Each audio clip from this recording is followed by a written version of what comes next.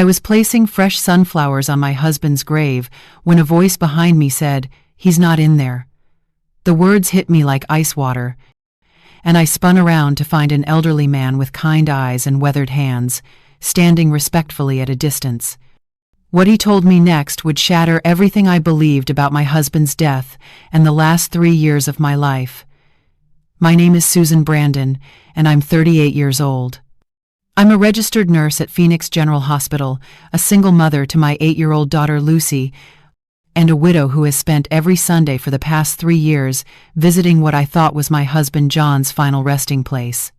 This quiet cemetery in Scottsdale, Arizona, with its desert landscaping and peaceful mountain views, had become my sanctuary, the one place where I could talk to John without feeling crazy, where I could cry without Lucy seeing, where I could pretend that love doesn't just disappear when someone dies.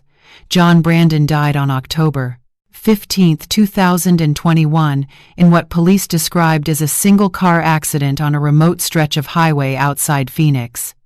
His car had gone off the road during a late-night drive, rolling down an embankment and catching fire. The accident was so severe that identification was primarily based on dental records and personal effects found at the scene. I was told his body was too badly damaged for an open casket funeral, so we held a memorial service with his favorite photo and a closed casket that I never questioned. The grief nearly destroyed me. John and I had been married for 10 years, together since college, and he was the kind of man who left notes in my lunch bag and always remembered to buy the expensive coffee I pretended I didn't need. He coached Lucy's soccer team on weekends, sang off-key in the shower, and had this annoying habit of reorganizing my nursing textbooks by color instead of subject. Losing him felt like losing half my soul, and for months after the funeral, I existed in a fog of antidepressants and automatic responses to well-meaning friends who kept saying I needed to process my grief and move forward. But here's the thing about grief: it becomes a routine. Every Sunday at 3 o'clock, after Lucy finished her homework and before we started dinner preparations, I would drive the 23 minutes to Peaceful Valley Cemetery. I'd bring fresh sunflowers, because they were John's favorite, even though they looked odd against the desert landscape. I'd clean his headstone, tell him about Lucy's latest achievement or struggle, and sit in the folding chair I kept in my trunk while updating him on the mundane details of a life he was no longer part of. The ritual brought me comfort and a sense of connection that therapy sessions and grief support groups couldn't provide. I felt close to John in that cemetery, surrounded by the quiet presence of other people's loved ones and the endless Arizona sky that seemed to stretch toward whatever comes after this life. The elderly man who approached me that Sunday looked to be in his early 70s, with silver hair and the kind of gentle demeanor that comes from a lifetime of dealing with people during their worst moments. He was well-dressed but not flashy, wearing a simple button-down shirt and slacks that suggested someone who took care of his appearance without being vain about it. "I'm sorry to disturb you during such a private moment," he said, his voice carrying the careful tone of someone accustomed to delivering difficult news.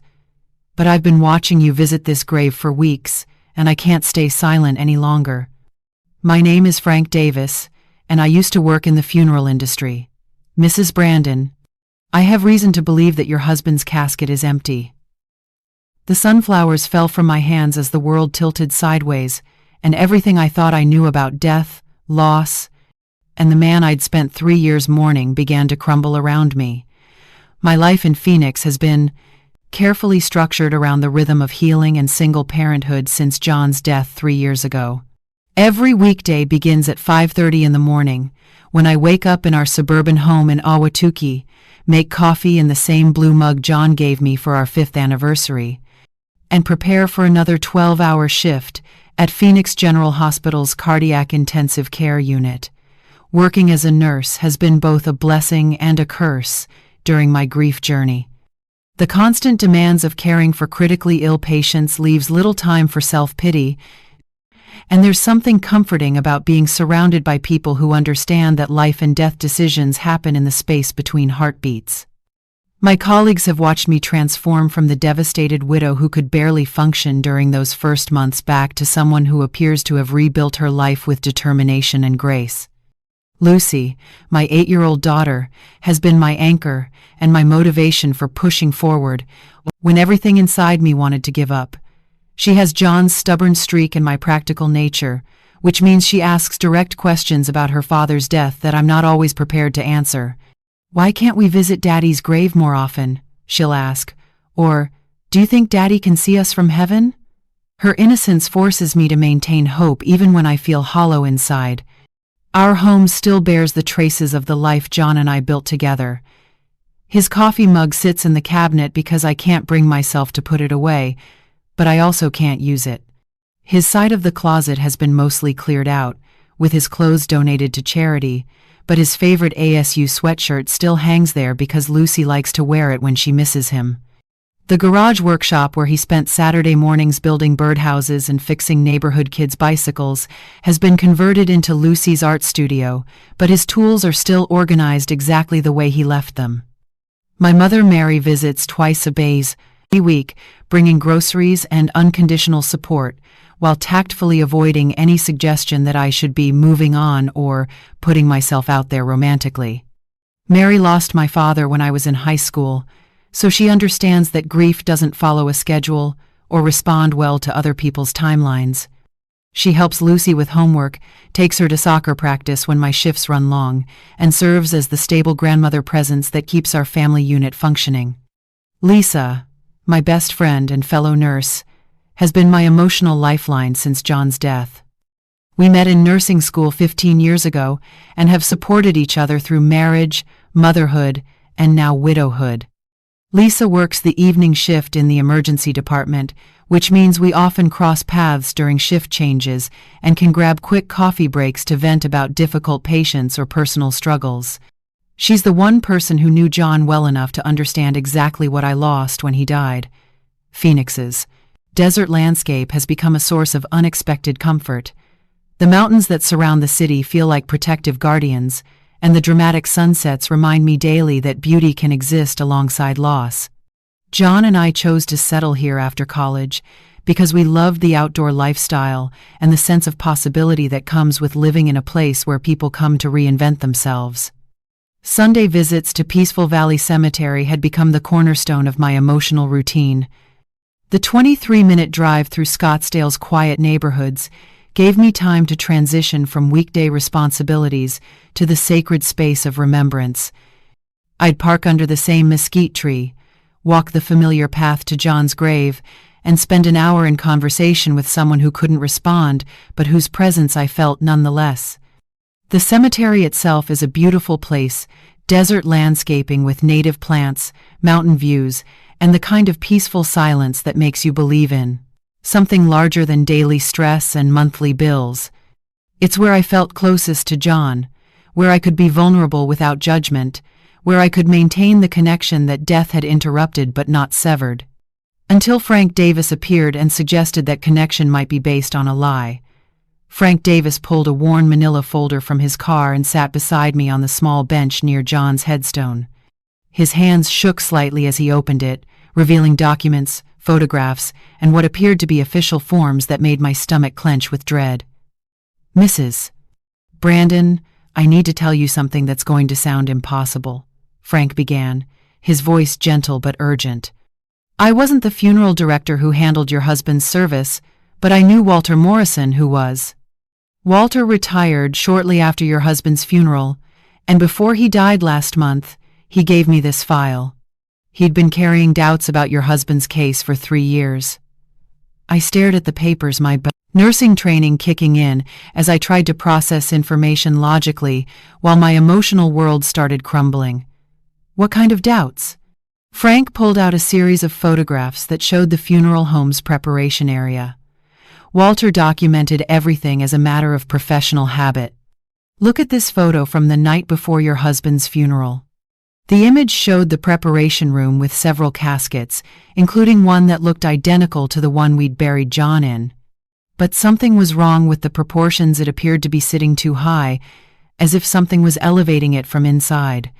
Walter suspected the casket was weighted with sandbags instead of... Frank paused, clearly struggling with how to present this information sensitively. "Instead of human remains, The weight was wrong, the balance was wrong, and there were irregularities in the paperwork that came with the body from the coroner's office. My hands were shaking as I examined documents that showed discrepancies in signatures, timing inconsistencies, and what appeared to be altered identification forms. Are you telling me that my husband's funeral was fake? I'm telling you that Walter Morrison, a man who handled over 3,000 funerals in his career, believed something wasn't right. And when he tried to investigate quietly, he was told to drop the matter or face legal consequences for violating client confidentiality. The implications hit me like a physical blow. If John's casket was empty, then either his body had been mishandled in some horrific way, or John wasn't actually dead. I called Lisa immediately, my voice barely steady as I explained what Frank was telling me. "Susan, honey, this sounds like someone is trying to take advantage of your grief," Lisa said, her protective instincts immediately activated. "Why would a stranger approach you with this kind of story? What could he possibly gain?" But Frank seemed to anticipate my skepticism. He showed me Walter Morrison's obituary from the Phoenix newspaper, business cards from Morrison's 40-year career in funeral service, and even photographs of himself with Walter at industry conferences. "I understand you have no reason to trust me," Frank said, "but Walter made me promise that if anything happened to him, I would bring this information to you." He felt guilty about staying quiet for 3 years. That evening, I researched everything Frank had told me. Walter Morrison was indeed a respected funeral director who had handled thousands of services. The business licenses, professional certifications, and industry memberships all checked out. Frank Davis had worked as a crematory operator and funeral consultant for decades before retiring. But the more I investigated, the more disturbing questions emerged. Why hadn't I been allowed to see John's body? Why had the funeral arrangements been handled so quickly? Why had John's personal effects from the accident scene been so limited? I started reviewing the paperwork from John's death, documents I'd signed in a haze of grief without reading carefully. Inconsistencies that I'd attributed to bureaucratic confusion now seemed potentially significant. Mary and Lisa both begged me not to pursue Frank's claims. "Susan, you're finally healing," Mary pleaded. "Don't let a stranger destroy the peace you've worked so hard to find." But peace built on lies isn't really peace at all. And if there was even a chance that John was alive somewhere, I had to know the truth, no matter how much it destroyed the carefully reconstructed life I'd built over the past 3 years. Against the desperate pleas of everyone who loved me, against every rational voice in my head screaming that this was madness, I made the most difficult decision of my life. I was going to find out what was really in John's grave. "Susan, please think about what you're doing," Lisa begged during an emergency meeting in my living room. "You're talking about exhuming your husband's body based on the word of a stranger. Even if this Frank person is legitimate, what if he's wrong? What if you go through all this trauma and find out John really is buried there?" My mother was even more direct. "Honey, you've been seeing a therapist for 3 years. Dr. Martinez helped you work through the worst of your grief. Don't throw away all that progress because someone filled your head with conspiracy theories." But I couldn't ignore what I'd discovered during my own investigation. I'd spent the week diving deep into John's financial records, something I'd avoided during those first grief-stricken months. What I found made my blood run cold. John had been gambling not just casual weekend poker games, but serious, debt-accumulating gambling. Credit cards I didn't know existed, maxed out with cash advances. Loans from sources that didn't appear to be legitimate banks. In the months before his death, John had accumulated nearly $200,000 in debts that I'd known nothing about. Worse, I found evidence that he'd been receiving threats. Phone records showed calls from numbers that, when I researched them, traced back to collection agencies and what appeared to be loan enforcement services. Text messages on an old phone I found in his workshop showed increasingly urgent demands for payment and warnings about consequences if debts weren't settled immediately. The John I thought I knew, responsible, honest, devoted to his family, had been living a double life that put all of us in danger. Frank helped me understand the legal process for exhumation. It requires a court order based on reasonable suspicion of irregularities, he explained. The evidence Walter documented, combined with what you found about your husband's financial situation, might be enough to convince a judge. Detective Smith from the Phoenix Police Department was skeptical but professional when I brought my concerns to him. Mrs. Brandon, I understand why you're upset, but exhumation is an extreme measure. Are you prepared for what you might find? Or what you might not find? Detective, if my husband faked his death to escape debt collectors, that's fraud. If his body was mishandled by the funeral home, that's a crime. Either way, I need to know the truth. The legal process took 6 weeks. 6 weeks of sleepless nights, difficult conversations with Lucy about why Mommy was so stressed, and mounting pressure from family members who thought I was having a breakdown. Father Thomas, who had officiated John's funeral, was particularly concerned when I explained what I was doing. Susan, sometimes faith requires us to accept mysteries we can't understand. Your husband is at peace. Don't disturb that peace based on suspicion and fear. But this wasn't about faith, it was about truth. And truth, I'd learned as a nurse, sometimes requires cutting into things that look healthy on the surface to find the disease underneath. The court order was granted on a Tuesday morning in November. Judge Williams reviewed the evidence I'd presented, Walter Morrison's documentation, the financial irregularities, the suspicious circumstances surrounding John's funeral arrangements, and determined there was reasonable cause to investigate. Mrs. Brandon, the judge said, I want to be very clear about what you're asking for. Exhumation is traumatic for families under the best circumstances. Are you absolutely certain you want to proceed? I looked at the legal documents that would either confirm my worst fears or destroy the last 3 years of careful healing. Yes, Your Honor. I need to know if my husband is really dead. The exhumation was scheduled for the following Thursday at dawn. At 6 in the morning on November 18th, I stood in Peaceful Valley Cemetery, watching a team of workers prepare to excavate the grave I'd been visiting every Sunday for 3 years. Detective Smith, Frank Davis, a coroner's representative, and my attorney formed a small circle around the site while heavy machinery broke ground on what I'd believed was my husband's final resting place. Mrs. Brandon, you can wait in your car if this becomes too difficult, Detective Smith offered, but I couldn't move. After months of investigation and legal proceedings, I needed to witness whatever truth lay buried 6 feet under the desert soil. The casket was lifted from the ground at 8:47 a.m. It looked exactly as I remembered from the funeral, polished oak with brass handles, the same one John and I had selected during the worst week of my life.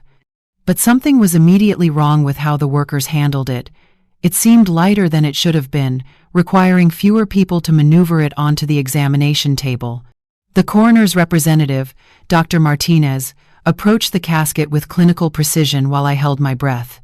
Frank stood beside me, his weathered hand gently resting on my shoulder, as if he understood that whatever we were about to discover would change my life forever. Dr. Martinez opened the casket, and the sound I made wasn't quite a scream, it was something between a sob and a gasp of disbelief. The casket was empty, except for 3 sandbags arranged to approximate the weight and shape of a human body.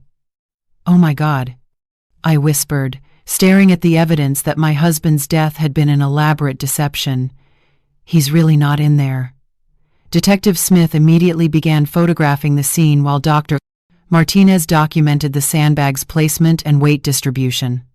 The bags were clearly designed to fool anyone who might have lifted or moved the casket, but they were a poor substitute for human remains when subjected to actual investigation. Frank pulled out Walter Morrison's file and showed Detective Smith the photographs that had documented his suspicions 3 years earlier. Walter knew something was wrong, but he was threatened into silence. He couldn't live with the guilt over the braid end. Following weeks, Detective Smith's investigation uncovered a conspiracy that went far deeper than I'd imagined. John hadn't acted alone in faking his death. He'd worked with a corrupt funeral director who had since fled to Mexico, a doctor who had falsified death certificates, and what appeared to be a network of people who helped others escape financial obligations through fraudulent deaths. The investigation led police to a small coastal town in Mexico where John had been living under the name James Morrison.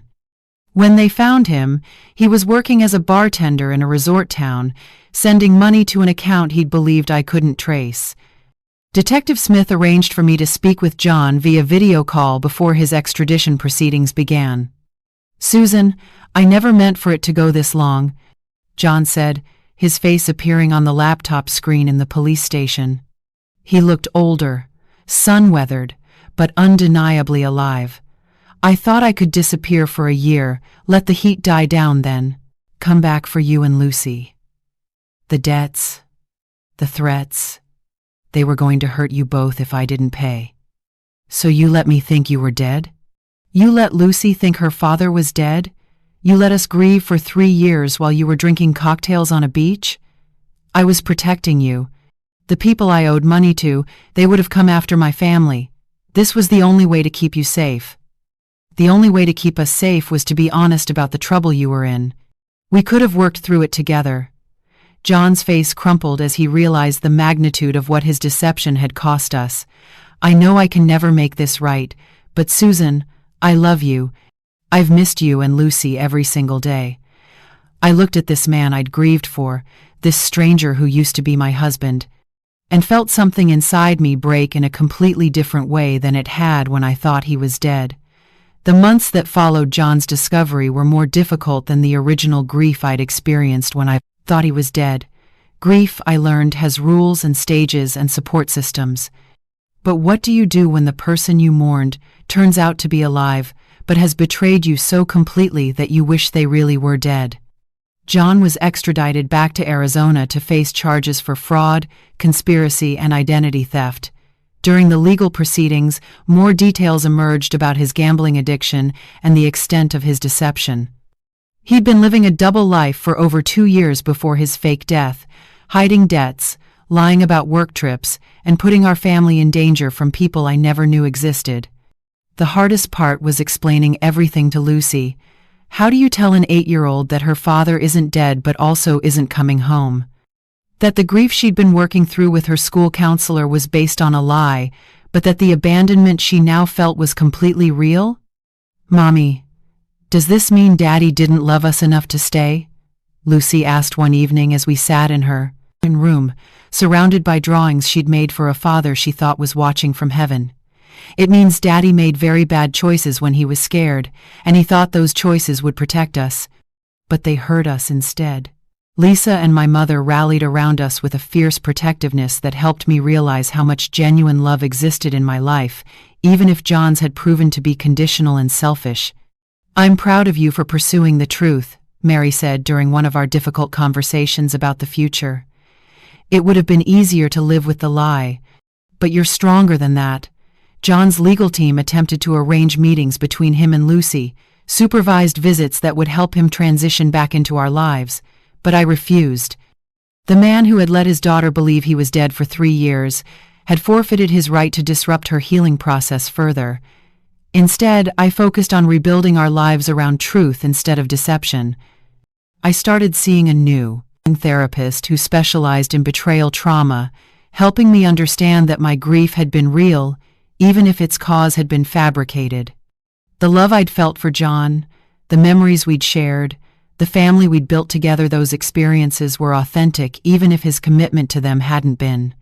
6 months after the exhumation, I started a support group for people who had been deceived by loved ones, spouses who faked deaths to escape debt, family members who created elaborate lies about terminal illnesses, people whose entire relationships had been built on fraudulent foundations. We met weekly at the community center, sharing stories and strategies for healing from betrayals that had no established support systems. The hardest part isn't the lie, one group member shared during our 3rd meeting. It's realizing that you have to grieve the person you thought you knew while also processing anger toward the person they actually were. John pleaded guilty to multiple charges and was sentenced to 5 years in prison. Before his sentencing, he wrote me a letter asking for forgiveness and expressing hope that we could rebuild our family when he was released. I never responded to that letter. Instead, I focused on creating a new life based on honesty and genuine connections. Lucy and I started new Sunday traditions, hiking in the desert, volunteering at the animal shelter, visiting Mary for family dinners. We stopped visiting the cemetery where an empty grave had served as a monument to deception. A year later, Lucy asked if she could write a letter to her father. "You can write whatever you want to say to him," I told her, "but you don't have to send it unless you want to."